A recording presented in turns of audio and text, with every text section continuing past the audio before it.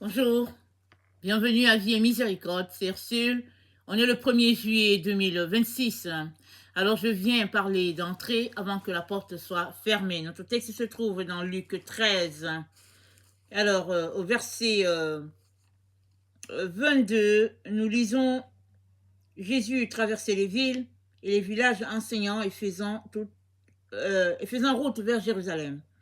Quelqu'un lui dit, Seigneur, n'y a-t-il que peu de gens qui soient sauvés? Il leur répondit, efforcez-vous d'entrer par la porte étroite, car je vous le dis, beaucoup chercheront à entrer et ne le pourront pas. Quand le maître de la maison se sera levé, aura fermé la porte, et que vous, étant dehors, vous commencerez à frapper à la porte en disant, Seigneur, Seigneur, ouvre-nous, il vous répondra, je ne sais d'où vous êtes. Amen. Alors Jésus-Christ informe la population qu'il arrivera un jour où la porte sera fermée.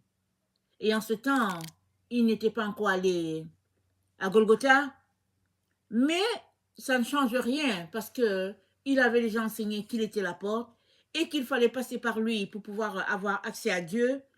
Et aussi, il n'avait cessé de marteler que être descendant d'Abraham ne donnait pas la garantie pour le ciel. C'est le fait de marcher en nouveauté de vie dans ce que Dieu a pour nous qui fait que on entre dans la présence de Dieu ou pas. Amen. Alors, pour nous aujourd'hui, le fait d'aller à l'église, n'est-ce pas, fait que plusieurs personnes pensent que c'est ça, entrer dans le ciel. Pour plusieurs personnes, le fait d'aller à l'église, c'est le chemin. Et je ne suis pas là pour vous décevoir ou quoi. Alors, le chemin, c'est Jésus-Christ. Amen. Le chemin, c'est Jésus.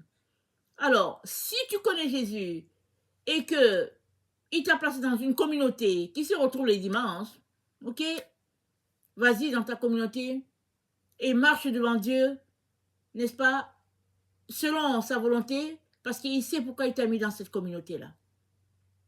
Si tu n'as pas donné ta vie à Jésus, alors donne-lui ta vie. Et ne pense pas que parce que tu vas dans une communauté, tu seras sauvé.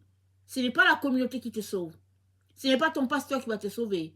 Ce n'est personne qui peut te sauver, à part Dieu qui peut te sauver, parce que tu as cru en Jésus-Christ, le sacrifice de son Fils, tu as cru en cela, alors ta foi placée en Jésus-Christ qui peut te sauver, te donne la vie éternelle. Amen.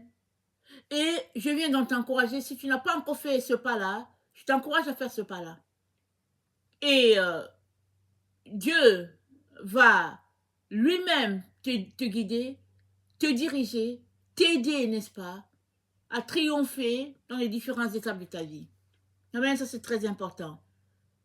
Et si tu as donné ta vie à Jésus, mais que pour X raison tu t'es refroidi et que tu fais juste des formalités, par-ci, par-là, tu vas à l'église, tu prends la Sainte Seine, tu vas à des activités, mais que l'entrain n'y est plus, je viens t'encourager à renouveler ton amour envers Jésus.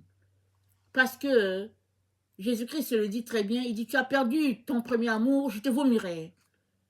Alors, ce n'est pas, n'est-ce pas, un fardeau d'aller à l'église. Mais si aller à l'église devient un fardeau pour toi et que finalement tu es là, tu traînes les pattes, alors arrête-toi. Arrête-toi, fais une rencontre personnelle avec ton Dieu, demande-lui de t'aider à te montrer pourquoi est-ce que les choses sont comme ça. Pourquoi est-ce que tu as perdu la flamme? Le Seigneur va t'aider. Il va te montrer le jour où c'est arrivé, l'année où c'est arrivé, qu'est-ce qui s'est passé, parce qu'il t'aime. Il n'aimerait pas que tu continues, n'est-ce pas, à aller sur ce chemin, ce cul-de-sac où tu vas tout simplement te perdre. Amen. Alors, maintenant, Jésus-Christ dit, il dit, quand le maître de la maison aura fermé la porte, il y a certains qui vont cogner et ne pourront pas entrer. Alors, on pourrait penser que la porte sera fermée pour tout le monde. c'est fermé, allez, fini. Mais, Apocalypse 3 nous montre que Dieu a laissé une porte qui est ouverte et quiconque aimerait venir à lui peut venir à Dieu. Dans Apocalypse 3, au verset 7, c'est dit, voici ce que dit le Seigneur, le véritable, celui qui a la clé de David, celui qui ouvre et personne ne fermera, celui qui ferme et personne n'ouvrira. Je connais tes œuvres, voici parce que tu as peu de puissance et que tu as gardé ma parole et que tu n'as pas renié mon nom, j'ai mis devant toi une porte ouverte que personne ne peut fermer. Donc, devant chaque personne, la porte est ouverte. Et la porte, c'est Jésus. Maintenant, il y a un temps à louer, n'est-ce pas, pour quiconque aimerait entrer. Alors, il y a des personnes, n'est-ce pas, qui négligent cette porte-là. Et Dieu les appelle, c'est le temps de rentrer à la maison, c'est le temps de laisser la voie que tu as empruntée, et puis ils refusent. Ils refusent. Pourquoi? Pour X raisons. Certains parce qu'ils sont orgueilleux, d'autres parce qu'ils ont des intérêts, n'est-ce pas, supérieurs à ceux de Dieu, d'autres encore parce qu'ils sont au contrôle de leur vie, et puis ils veulent continuer à contrôler leur vie, et puis d'autres encore parce qu'ils sont conduits par les esprits séducteurs. Alors Dieu les appelle, mais eux, ils trouvent que Dieu peut attendre. Mais une vérité est que c'est Dieu qui a le dernier mot. Dieu a le dernier mot. Alors il a beau t'appeler pendant des années, des années, des années, il viendra un jour où c'est Dieu qui décide, il va dire c'est assez. Alors s'il a passé son temps à t'appeler année après année après année et que tu ne veux pas, il arrive tout simplement un jour où la porte est fermée. Et le Seigneur n'aimerait pas que tu arrives à ce stade-là où la porte est fermée. Voilà pourquoi il prend l'exemple, n'est-ce pas, du désert. Alors, Israël est sorti d'Égypte. Le Seigneur les a fait sortir d'Égypte. Ils sont tous sortis d'Égypte. Ils étaient excités parce qu'ils allaient entrer dans la terre promise. Et pourtant, un bon groupe n'est pas entré. Et la Bible nous dit, par incrédulité, ils ne sont pas entrés. Par rébellion, ils ne sont pas entrés. Et c'est dit qu'ils avaient un cœur qui s'est égaré. Un cœur incrédule. Et si bien que ils se sont révoltés contre Dieu. Ils ont méprisé Dieu. Et ils ne sont pas entrés dans la terre promise. Ça veut dire quoi? Ça veut dire, pour eux, la porte a été fermée. Alors, ça c'est un exemple concret qui nous montre qu'est-ce que Dieu est en train de nous dire ici. Il est donc important que là où tu es là, il est important que tu entres, n'est-ce pas, par la porte. Et la porte, n'est-ce pas, en hébreu, le nom c'est Dalet, et Jésus-Christ c'est le Dalet. C'est la porte. Et qui entre à travers cette porte-là, accepte l'humilité, accepte de s'humilier devant Dieu, accepte, n'est-ce pas, d'avoir les mains tendues vers Dieu, parce que Dieu est celui qui pourvoit, et puis la dépendance totale vis-à-vis de Dieu, et en empruntant le Dalet, tu sais que tu as emprunté la porte qu'on appelle Jésus-Christ. Cette porte étroite, n'est-ce pas, sur le chemin resserré. C'est ça. Maintenant, il y a plusieurs qui empruntent cette porte étroite. Ils sont excités, ils sont contents. Mais il y a un moment dans leur vie où ils aimeraient autre chose. Ils aimeraient un peu plus, n'est-ce pas, de plaisir. Et finalement, ils quittent le chemin ils quittent le chemin resserré. Ils se retrouvent sur le chemin spacieux, l'autoroute si on peut le dire, et ils excellent dans les plaisirs, mais ils veulent aussi, n'est-ce pas, être avec Dieu. Et Dieu te dit, si tel est ton cas, reprends-toi. Parce que l'amour du monde, c'est inimitié contre Dieu. Si tu as choisi Dieu, alléluia, amen, alors fais le deuil de toutes les autres choses que tu sais que Dieu n'aime pas.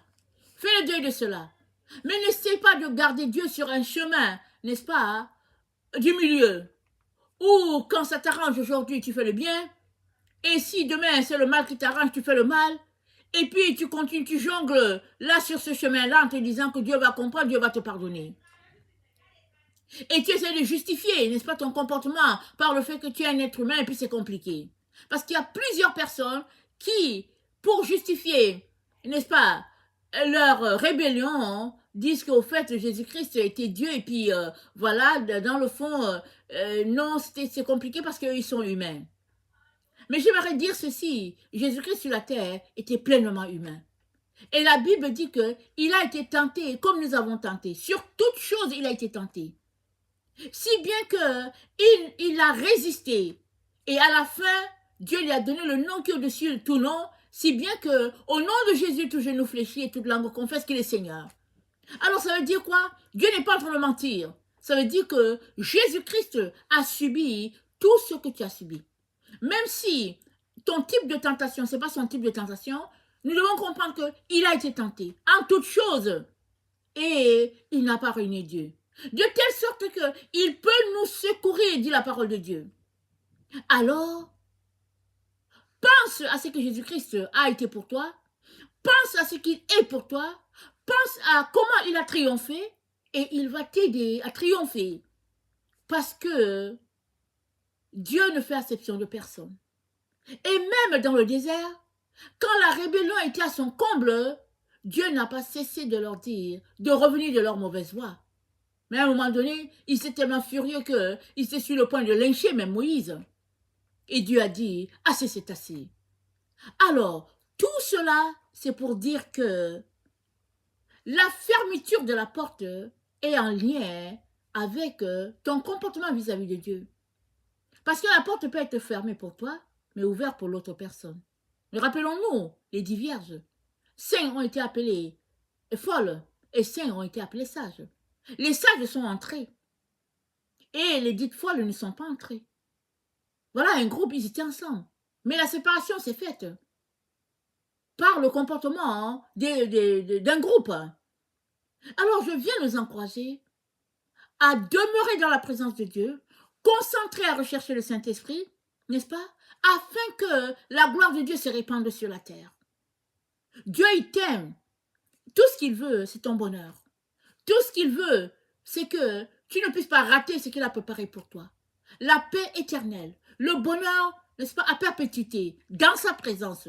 Et ça prend que tu puisses renoncer à toi-même maintenant sur la terre. N'attends pas demain. Ne dis pas, ok, moi je vais d'abord avoir les plaisirs et puis quand j'aurai les cheveux blancs et que, bon, je serai en train de marcher sur ma canne, je vais retourner à Dieu. Il y a beaucoup de gens qui jouent à ce jeu-là pour se rendre compte que, tiens, eux-mêmes, par leur comportement, hein, ils ont fermé la porte. Ils ont fait que la porte s'est fermée et puis ils ne pouvaient pas entrer. Et Dieu ne veut pas cela pour toi.